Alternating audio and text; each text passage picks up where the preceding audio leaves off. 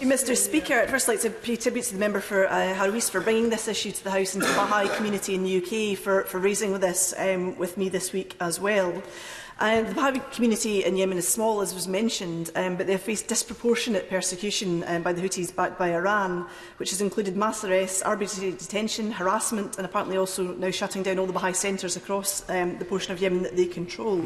The sentencing to death of 52-year-old Hamid bin Hadira is an extremely worrying development, as he has been in detention since 2013, and those who are also in detention at the moment would, I would imagine, be extremely distressed at their prospects given this development.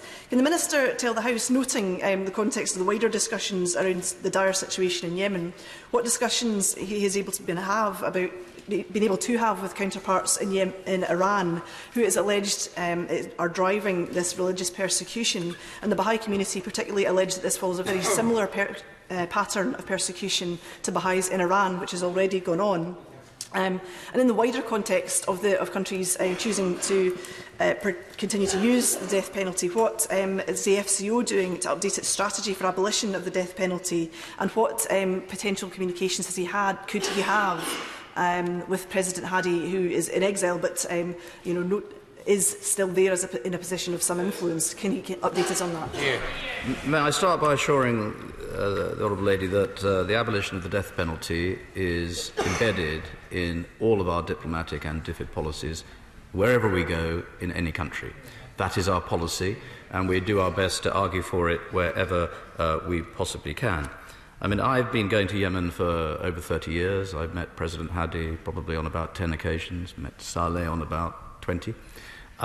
This is a very, very complex country with a very, very vicious history full of conflict and tribal division.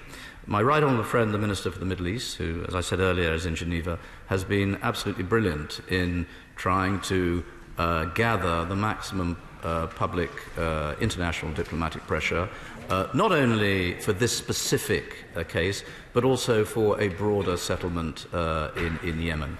And my right honourable friend, the Foreign Secretary, and I can tell from the conversations I've been having with him on this, really is very ambitious personally to try and do his utmost to use British influence. And British influence in Yemen is perhaps greater than many of us in this House realise. It's still, the voice of the UK still does matter.